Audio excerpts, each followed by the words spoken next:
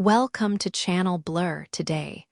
We're stepping into the eerie world of The Signal Man by Charles Dickens. First published in 1866, The Signal Man is a chilling short story that blends mystery, suspense, and the supernatural. Set beside a lonely railway tunnel, the tale follows a signalman haunted by strange visions, warnings that seem to predict tragic events. Through this gripping story, Dickens explores fate, fear, and the unsettling idea that the future may already be written. Dickens, best known for classics like A Christmas Carol and Oliver Twist, shows here that he was also a master of psychological horror, building tensions slowly and leaving readers disturbed long after the final line. So sit back, listen closely, and let the signals guide you into the darkness.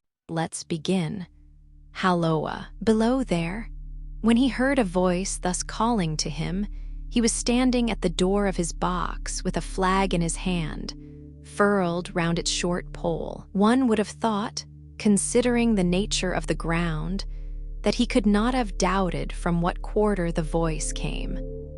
But instead of looking up to where I stood on the top of the steep cutting nearly over his head, he turned himself about and looked down the line. There was something remarkable in his manner of doing so, though I could not have said for my life what. But I know it was remarkable enough to attract my notice, even though his figure was foreshortened and shadowed down in the deep trench, and mine was high above him, so steeped in the glow of an angry sunset that I had shaded my eyes with my hand before I saw him at all. Halloa. Below, from looking down the line, he turned himself about again, and, raising his eyes, saw my figure high above him. "Is there any path by which I can come down and speak to you?"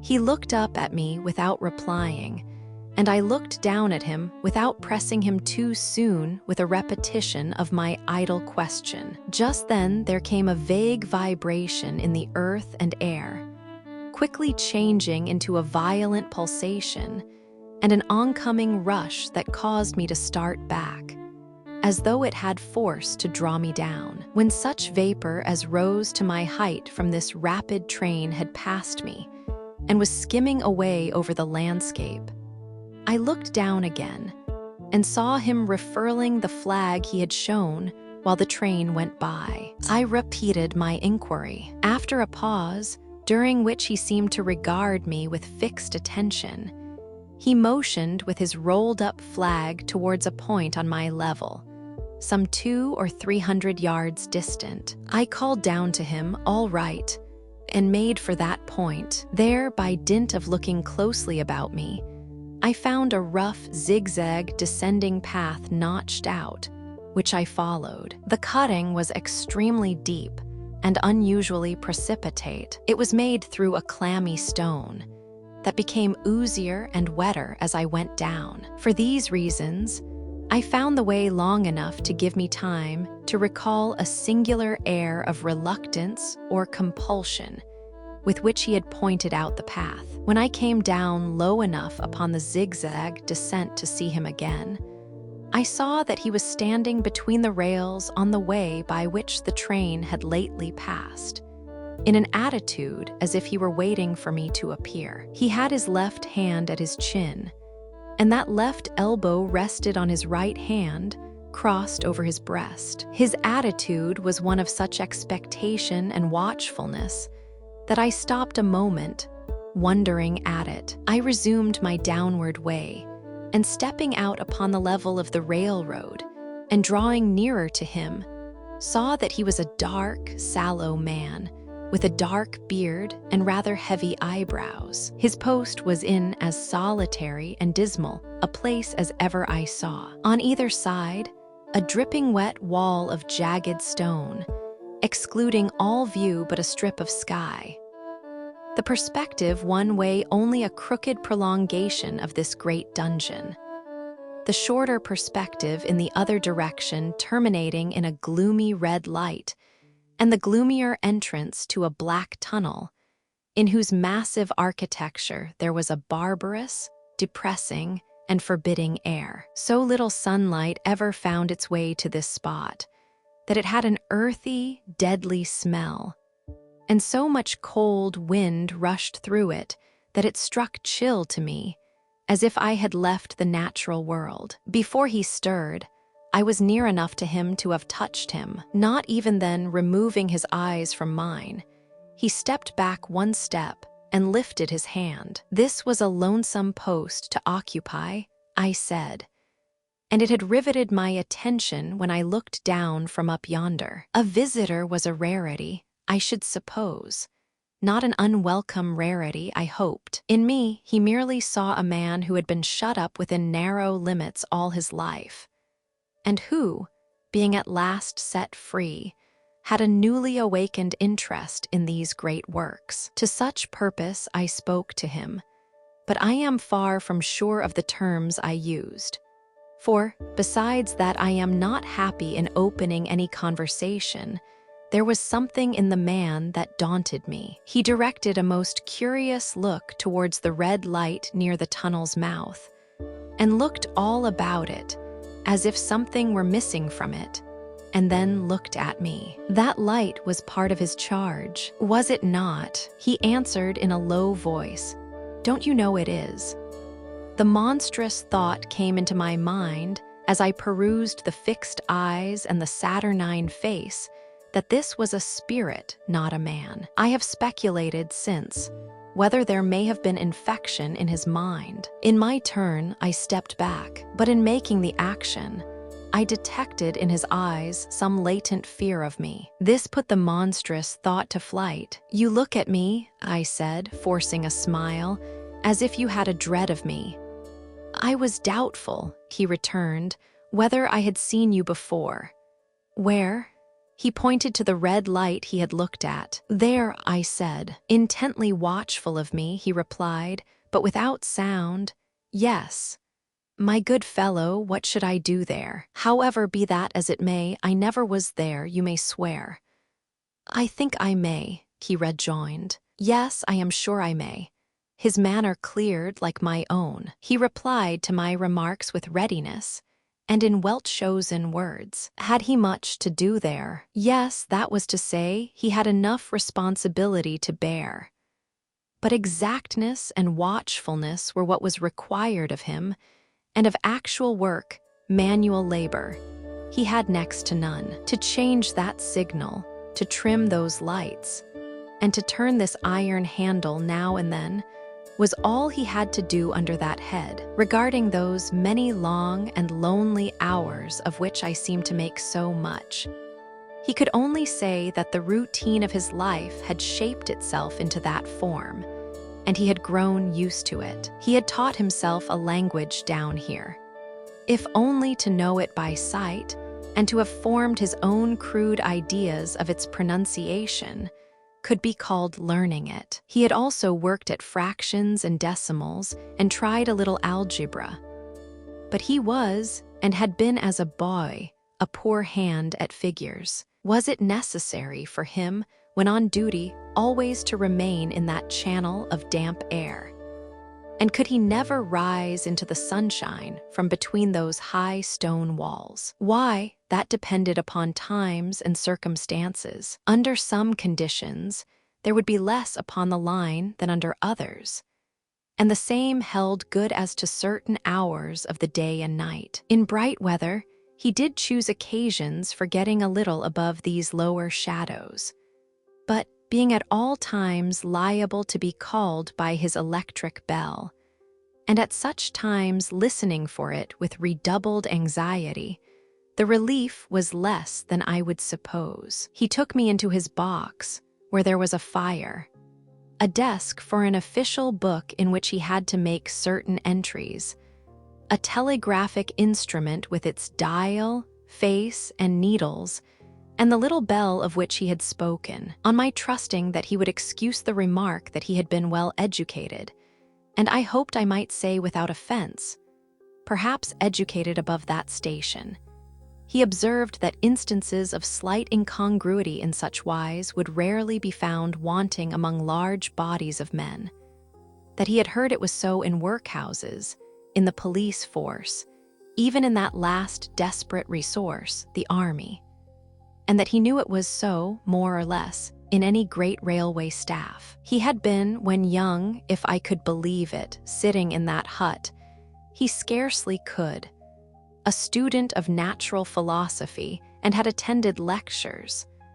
But he had run wild, misused his opportunities, gone down, and never risen again. He had no complaint to offer about that. He had made his bed, and he lay upon it. It was far too late to make another. All that I have here condensed, he said in a quiet manner, with his grave, dark regards divided between me and the fire. He threw in the word, "Sir," from time to time, and especially when he referred to his youth, as though to request me to understand that he claimed to be nothing but what I found him. He was several times interrupted by the little bell, and had to read off messages and send replies. Once he had to stand without the door and display a flag as a train passed, and make some verbal communication to the driver. In the discharge of his duties, I observed him to be remarkably exact and vigilant,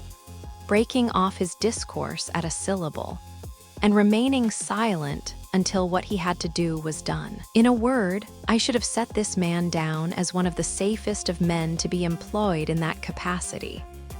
But for the circumstance that while he was speaking to me, he twice broke off with a fallen color, turned his face towards the little bell when it did not ring, opened the door of the hut, which was kept shut to exclude the unhealthy damp, and looked out towards the red light near the mouth of the tunnel. On both of those occasions, he came back to the fire with the inexplicable air upon him which I had remarked, without being able to define, when we were so far asunder. Said I, when I rose to leave him, "You almost make me think that I have met with a contented man."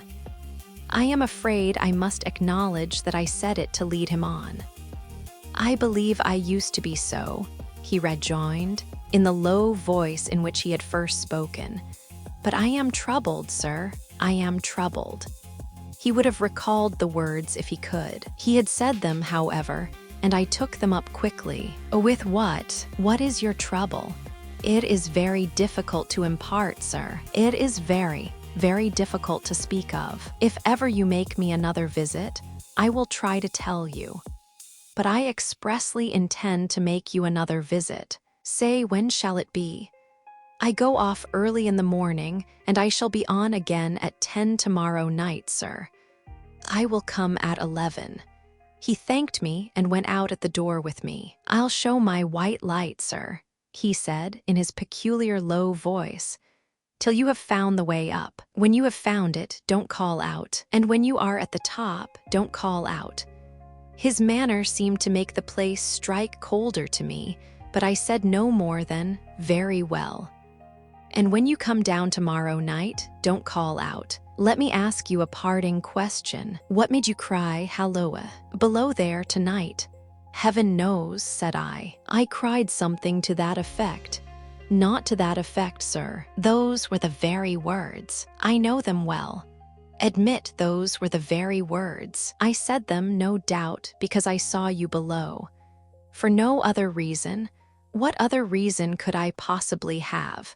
You had no feeling that they were conveyed to you in any supernatural way." "No."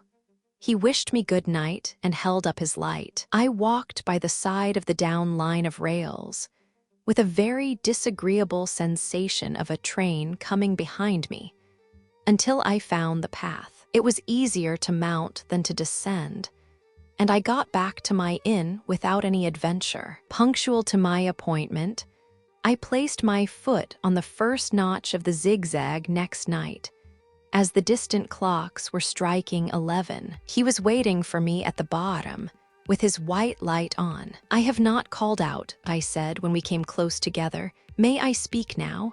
"By all means, sir." "Good night, then, and here's my hand." "Good night, sir, and here's mine." With that, we walked side by side to his box, entered it, closed the door, and sat down by the fire. "I have made up my mind, sir," he began, bending forward as soon as we were seated, and speaking in a tone but a little above a whisper, "that you shall not have to ask me twice what troubles me. I took you for someone else yesterday evening. That troubles me, that mistake. No, that's someone else. Who is it? I don't know. Like me? I don't know. I never saw the face. The left arm is across the face, and the right arm is waved, violently waved. This way." I followed his action with my eyes, and it was the action of an arm gesticulating with the utmost passion and vehemence. "For God's sake, clear the way."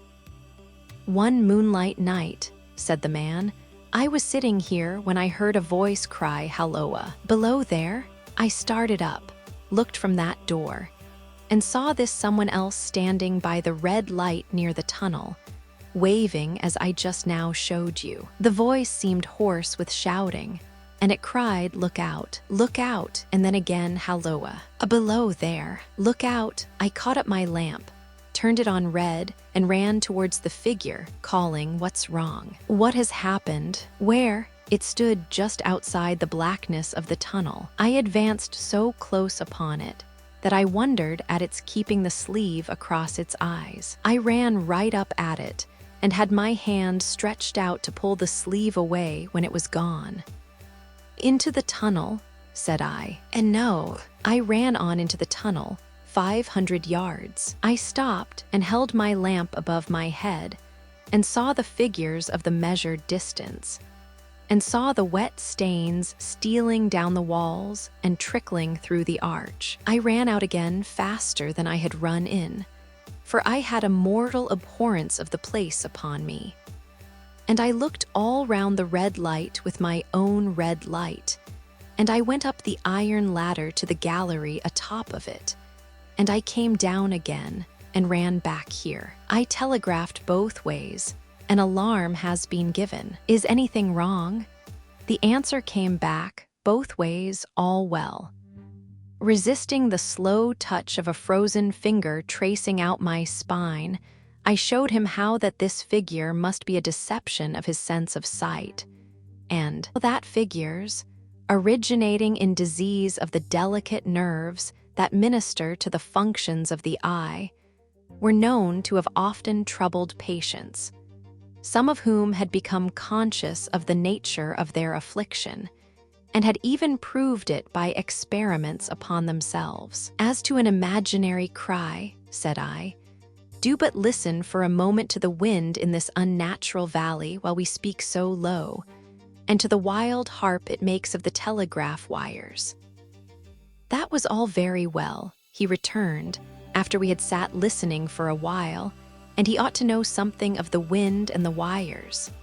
He who so often passed long winter nights there, alone and watching. But he would beg to remark that he had not finished. I asked his pardon, and he slowly added these words, touching my arm. Within 6 hours after the appearance, the memorable accident on this line happened, and within 10 hours, the dead and wounded were brought along through the tunnel over the spot where the figure had stood.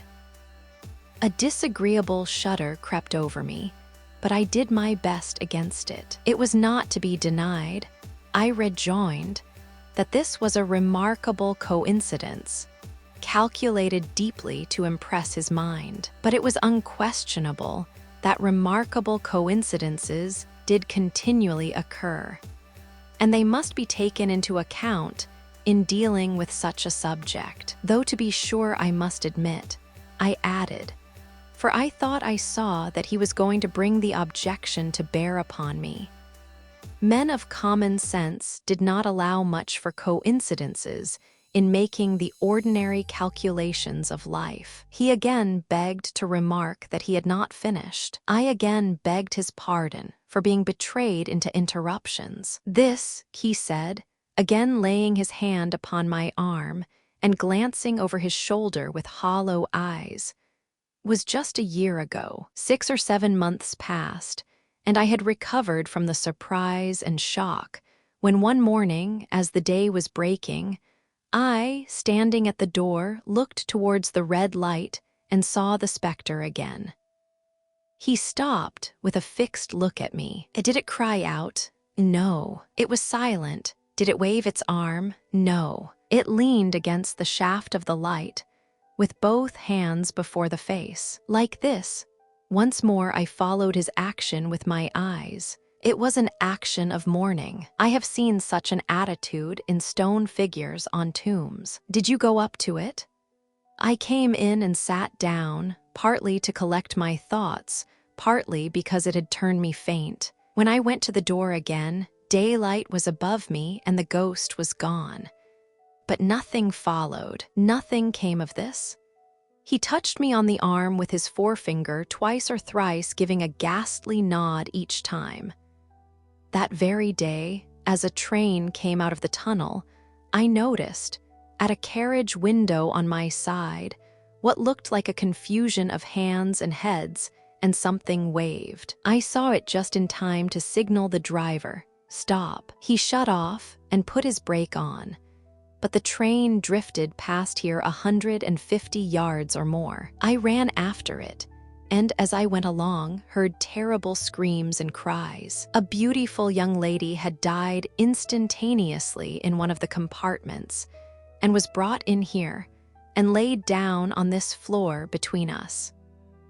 Involuntarily, I pushed my chair back, as I looked from the boards at which he pointed to himself. True, sir, true, precisely as it happened, so I tell it you. I could think of nothing to say to any purpose, and my mouth was very dry. The wind and the wires took up the story with a long, lamenting wail. He resumed, now, sir, mark this, and judge how my mind is troubled. The specter came back a week ago. Ever since, it has been there now and again by fits and starts. At the light, at the danger light, what does it seem to do? He repeated, if possible with increased passion and vehemence, that former gesticulation of, for God's sake, clear the way. Then he went on, I have no peace or rest for it. It calls to me, for many minutes together, in an agonized manner, below there. Look out, it stands waving to me. It rings my little bell. I caught at that. Did it ring your bell yesterday evening when I was here, and you went to the door? Twice. Why, see, said I, how your imagination misleads you. My eyes were on the bell, and my ears were open to the bell. And if I am a living man, it did not ring at those times. No, nor at any other time, except when it was rung in the natural course of physical things by the station communicating with you. He shook his head. I have never made a mistake as to that yet, sir. I have never confused the specter's ring with the man's. The ghost's ring is a strange vibration in the bell that it derives from nothing else. And I have not asserted that the bell stirs to the eye. I don't wonder that you failed to hear it, but I heard it. And did the specter seem to be there when you looked out? It was there. Both times, he repeated firmly, both times. Will you come to the door with me and look for it now?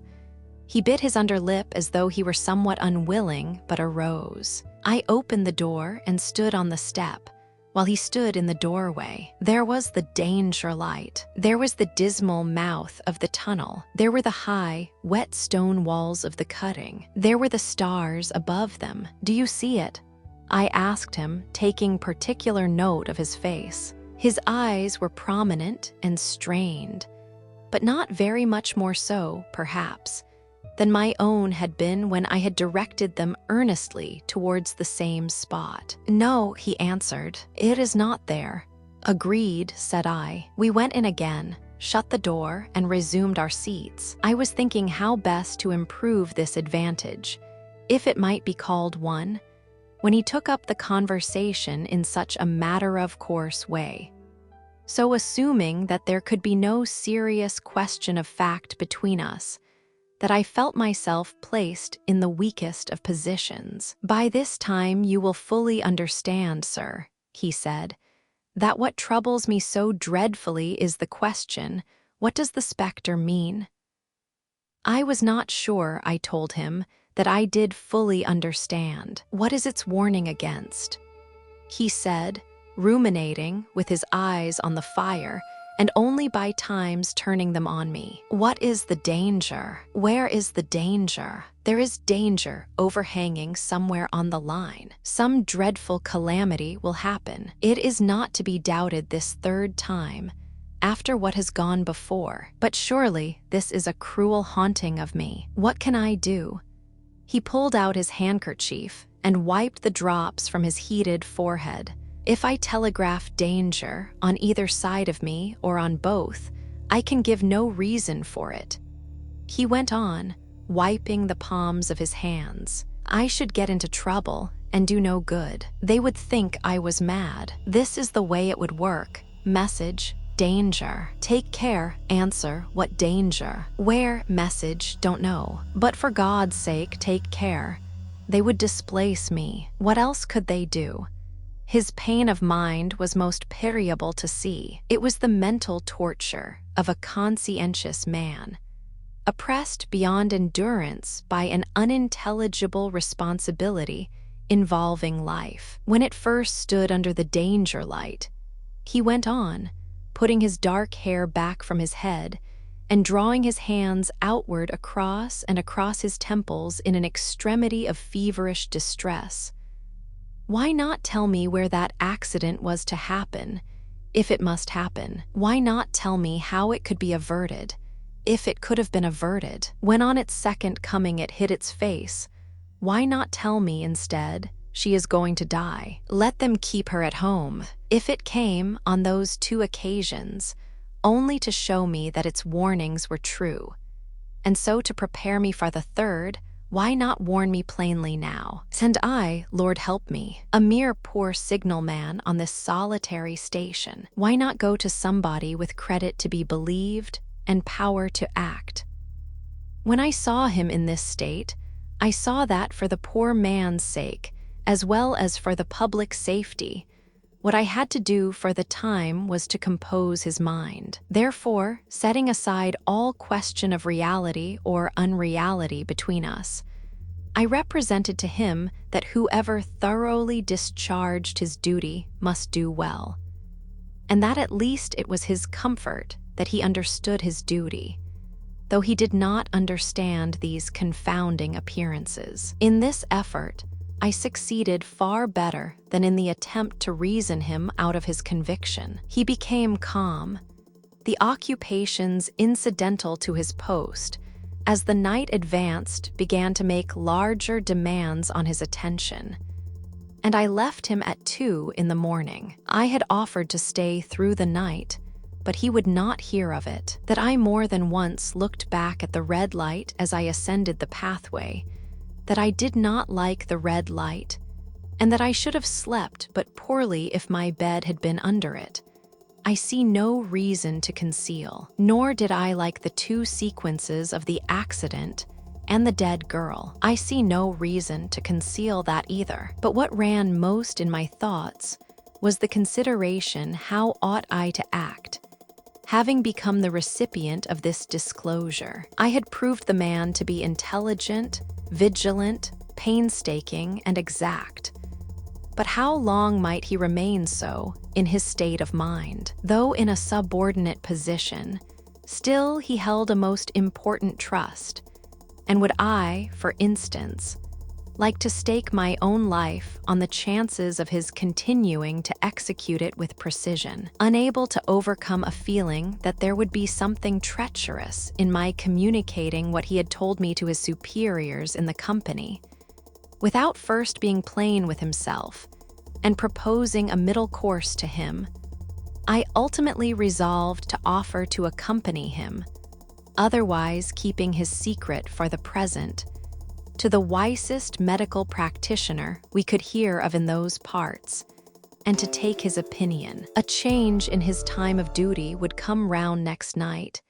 He had apprised me, and he would be off an hour or two after sunrise, and on again soon after sunset. I had appointed to return accordingly. Next evening was a lovely evening, and I walked out early to enjoy it. The sun was not yet quite down when I traversed the field path near the top of the deep cutting. I would extend my walk for an hour, I said to myself, half an hour on and half an hour back, and it would then be time to go to my signalman's box. Before pursuing my stroll, I stepped to the brink and mechanically looked down from the point from which I had first seen him. I cannot describe the thrill that seized upon me when, close at the mouth of the tunnel, I saw the appearance of a man with his left sleeve across his eyes, passionately waving his right arm. The nameless horror that oppressed me passed in a moment.